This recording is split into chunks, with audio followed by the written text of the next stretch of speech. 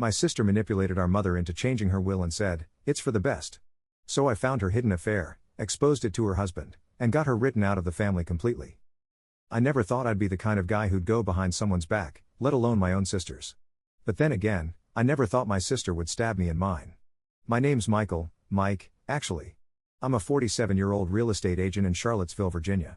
Life's been pretty good to me, all things considered. Got a stable career, a great wife, Donna, 2 teenage boys who test my patience daily but are good kids at heart. My family, the one I grew up with? Let's just say it's complicated. But who doesn't have complicated family dynamics? This all started last fall when Mom, Ann, 72, retired teacher, fiercely independent, needed help recovering from a hip surgery. She had been living alone in the house I grew up in, refusing any offer to downsize or move closer to me or Paula. She's stubborn, my mom, always has been. So I wasn't surprised when she insisted on handling her own groceries, bills, and every little thing right up until she couldn't. So there I was, coming over a few times a week to help out with laundry, dishes, things like that. One night, I was chopping vegetables for her, and she was sitting at the kitchen table, watching me. "Michael, you're going to chop your finger off if you keep going at that pace," she said, half laughing, half wincing as I diced an onion. "I've made it 47 years with all my fingers intact, Ma." "I'll be fine," I shot back, smiling. This kind of banter was our norm, and it felt nice, comfortable. But then she paused, just looking at me with this strange expression. I didn't think much of it at the time, figured maybe she was still in some pain from her surgery or just tired. But there was something more there. Like she had something on her mind but wasn't ready to say it. Then, about a week later, I got a text from my sister, Paula. It was a short message, just one sentence, but it stopped me in my tracks. "Mom's decided to change her will. Just wanted to keep you in the loop." I stared at my phone, rereading the message. No explanation, no follow-up, just that. Paula's not the kind of person to give a lot of details unless she's forced to. But still, a change to Mom's will? That didn't sit right with me. I typed back, trying to keep my tone neutral. "Everything okay? Why the change?" A few minutes later, my phone buzzed with her reply. "It's for the best, Mike. Trust me. If you knew Paula like I did, you'd know those 3 words, trust me, were a red flag. They'd been since we were kids. Paula was the golden child, the one who could do no wrong in Mom's eyes. She was also an accountant, which made her the designated financially responsible one. But being responsible and being trustworthy? 2 very different things, especially in Paula's case. The next time I went over to Mom's, I brought it up as casually as I could. "Hey, Ma, I got Paula's message about the will. You doing okay?" I asked, trying to keep my tone light as I poured us both a cup of tea. Mom looked down at her cup, stirring it in that distracted way she does when she's deep in thought. "Oh, yes, honey, I'm fine. Paula just thought it would be wise to make things a bit simpler. For when the time comes." My heart sank hearing her say that. Nobody likes talking about wills, about what'll happen after, but it's part of life. Still, Mom looked uncomfortable. Like she didn't really want to talk about it. "Mom, you know you don't have to change anything if you're not comfortable with it," I said, trying to catch her gaze, but she was still looking down. She sighed, finally meeting my eyes. "I know, Michael. But Paula's been helping me so much with my finances. She just wants what's best for everyone. She's been such a help." I didn't say anything, but my mind was racing. Paula? A help? Maybe, but this felt different. This wasn't just about helping with bills or taxes, this was about her getting control. For the next few weeks, things seemed tense. Every time I'd visit Mom, she seemed distracted, nervous even, whenever I brought up Paula. And whenever I'd text Paula, she'd be vague, giving me those same one-liner responses like she was hiding something.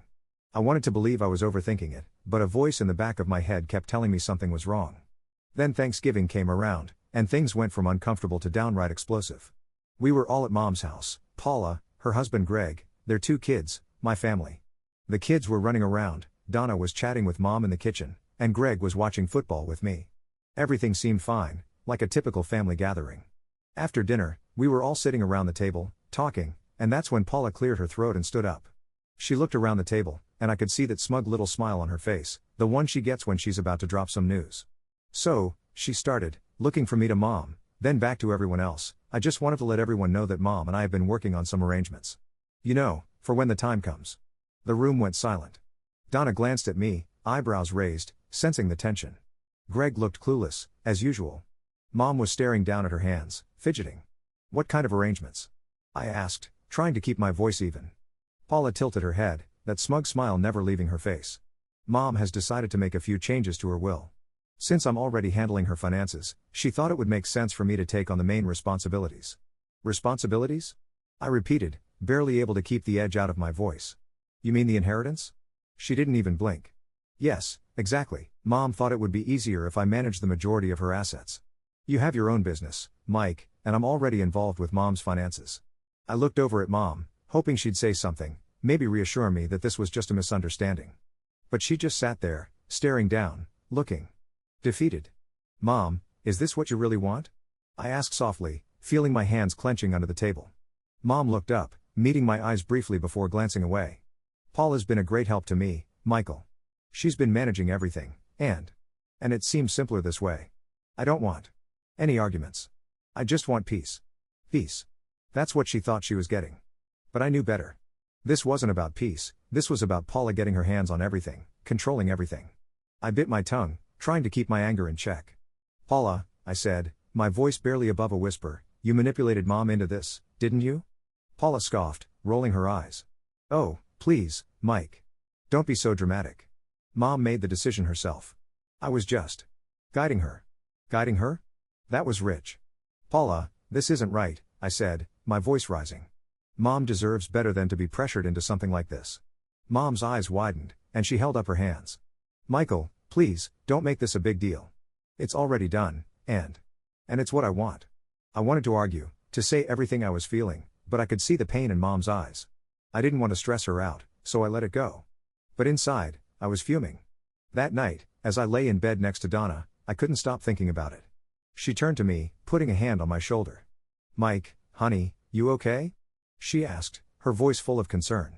No, Donna, I'm not, I admitted, feeling a tight knot of anger and betrayal twisting in my gut. Paula's. She's taking everything.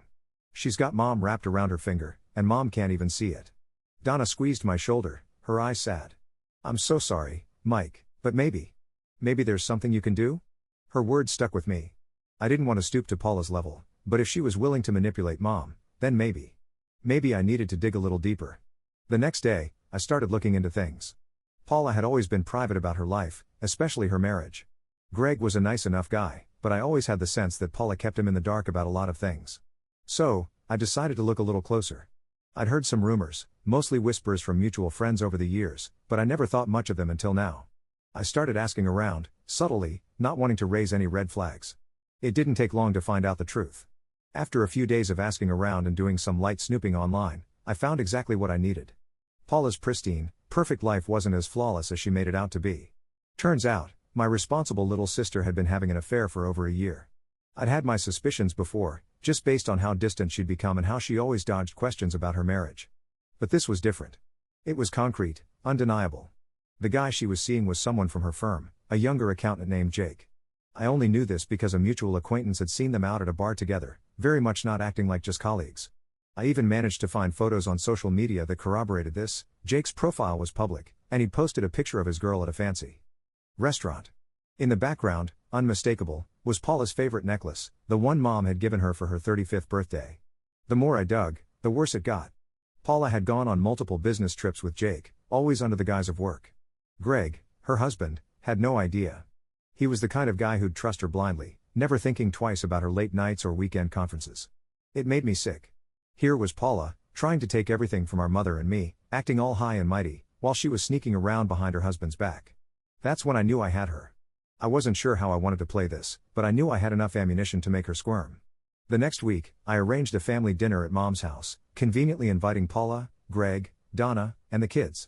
I knew it'd be tense, but I needed all of them in the same place if I was going to pull this off.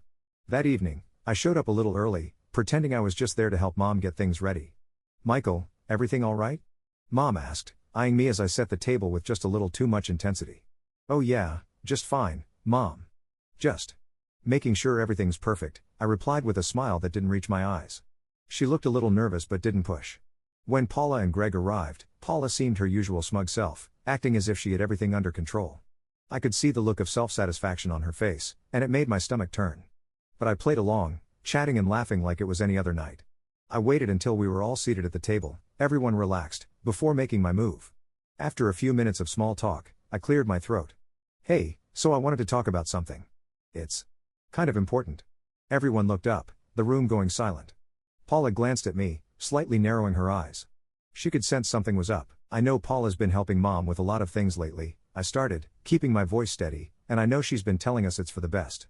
But I think we all deserve to know what's really been going on here.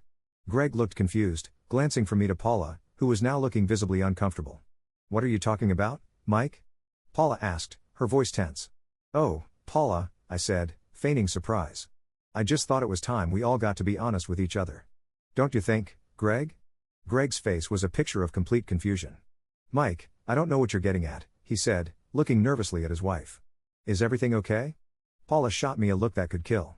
Michael, I don't know what you're trying to pull here, but I suggest you stop. Oh, I'm just trying to make things simpler. Isn't that what you said, Paula? To keep things simple? I turned to Mom, who was watching the whole thing with wide eyes, looking more and more distressed by the second. Mom, I said gently, I think you deserve to know what's really going on here. Paula hasn't just been managing your finances, she's been redirecting things a little. To her own benefit. Paula's face went pale, and she interrupted. Michael, that's a lie. I'd never do anything like that. I shook my head, feigning disappointment. Is it a lie, Paula? Because if we're being honest here, we might as well put everything on the table. Greg, now clearly rattled, looked at Paula, then at me. What? What is he talking about, Paula? Paula looked like she was about to explode, but she couldn't afford to let her guard down. He's making things up, Greg. He's just upset because Mom changed her will. Oh, I'm upset, all right, I said, leaning back in my chair. Upset that my sister, who's been pretending to care so much about Mom, has actually been sneaking around behind her husband's back. For over a year, there was a moment of stunned silence as everyone processed what I'd just said.